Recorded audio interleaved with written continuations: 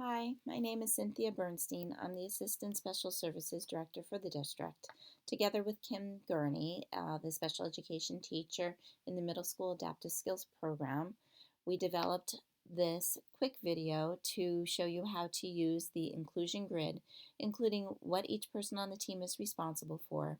In the end, you'll have an exemplar of a working inclusion grid. The weekly learning plan is to inform the special education teachers what's happening in the class that week, so materials and content can be appropriately modified or accommodated, which is what provides access to the learning for students. We're going to build a science inclusion grid.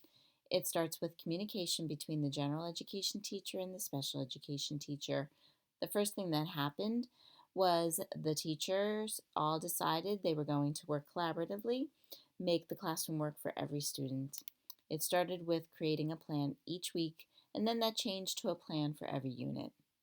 The general education teacher starts in the first box here and puts the standards for the week in there. For example, for this lesson, the standard was that I understand the essential ideas of simple machines, work, energy, and power by investigating the transfer and transformation of energy between objects and in systems.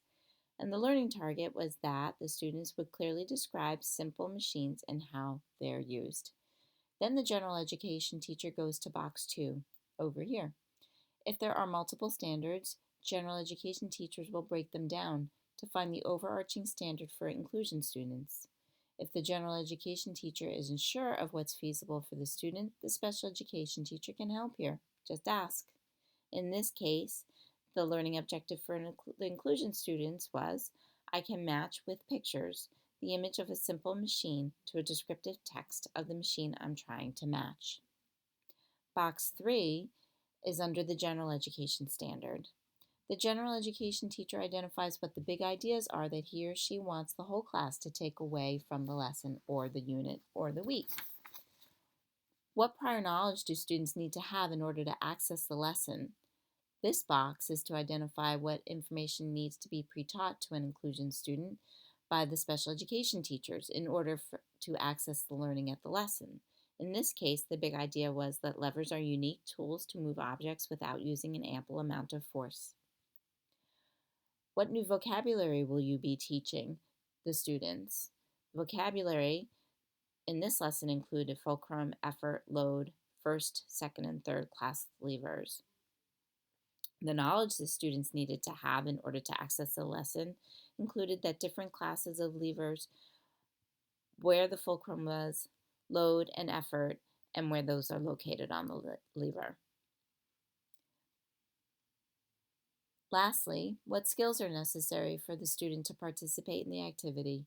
This box is to identify what accommodations the special education teachers may need to prepare the student in order for the student to be able to access the materials.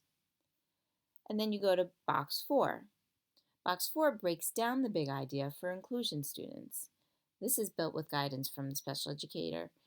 As you get to know the students, it's likely general education teachers will be completing this section. Is the big idea exactly the same as for general education students? Is it slightly modified, meaning ideas a student needs to know in order to begin to access big ideas other students in the class are accessing might be a little different? The big idea may be the same as under the general education standard, but maybe not. It all depends on the student. And in this case, the big idea for the inclusion student is that different kinds of levers can move objects certain distances. Some objects travel further than others. What prior knowledge do inclusion students need to have in order to access the big idea for the learning objectives? In this case, the inclusion students needed to know what a lever looks like and its function so that pre-teaching can occur before the student accesses the science class. Vocabulary is selected by the special education and general education team for importance and relevance. Some students may have IEP team determinations identifying the number of vocabulary words per lesson or unit. In this case, the students who are included would be responsible for knowing lever, fulcrum, and distance. And then in the skills, the adaptations and accommodations are identified. What's necessary to access these skills are listed under the general education standard.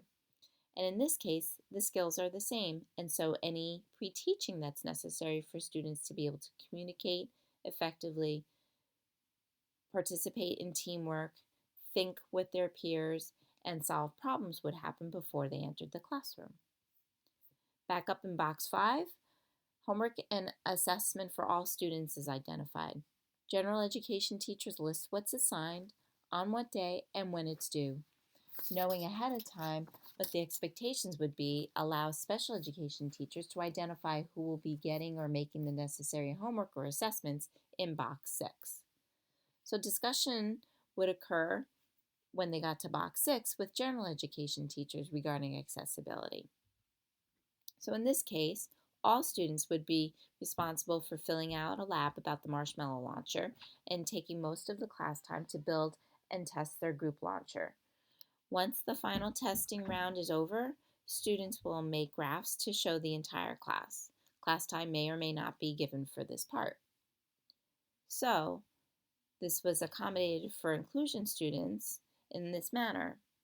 Inclusion students would also fill out a lab about the marshmallow launcher, and they'd take most of the class to build their test and build and test their group launcher. But there may not have been the next task of making graphs to show to the entire class. If the assignment isn't accessible, the team may discuss any changes to the homework or assessment that might be needed so that the student can access the assignment. And a helpful hint, last year at the middle school, they found that a lot of homework centered around vocabulary and as well as some assessment to show that the student understood the material and that this was easily accommodated. Anything that needed to happen in order for students to be prepared would come down in column 7, and those items were identified. And in this case, it was mentioned that the worksheet for the lab was already made, so that was done.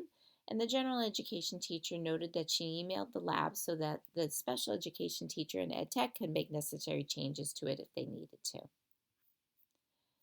Then in grid 2, there's information on daily instruction, and it's to identify the materials and responsibilities, but more importantly to support inclusion students in being members of the class community. Box 1 is a list for a quick reference of what's needed and who will get it. So for this activity, it was mentioned that this is a hands-on lab, so the teacher believed there wouldn't be much that needed to be adapted. Box 2 is a list of thoughts for the general education teacher to think about. This information is important for the special education teachers to think further about what might be needed for the student to feel included during times that might otherwise be inaccessible. For example, if there's a lot of lecture time, then the special education teacher might choose to send in some sensory tools for the students who's included so that they are appropriately occupied and have access to being engaged at the same time. If there's a lot of writing, the special education teacher would send in an adaptive writing tool if that was necessary in order to complete a writing activity. Regarding sitting, remember to disperse inclusion students sitting next to different peers who they can model their behavior after. And then finally, in box 3, that lets special education teachers know when you need their support. And in this case, they said, come on in any day. There might be a 1-period class, but it might be a 2-period class also. And that information just helps special education teacher plan. And this is how you would fill out the inclusion grid. Hope this is helpful. Now you have an exemplar and some ideas on what common planning time can accomplish. If you have any questions, please feel free to reach out to me or Kim Gurney, and we're here to help you. Thanks.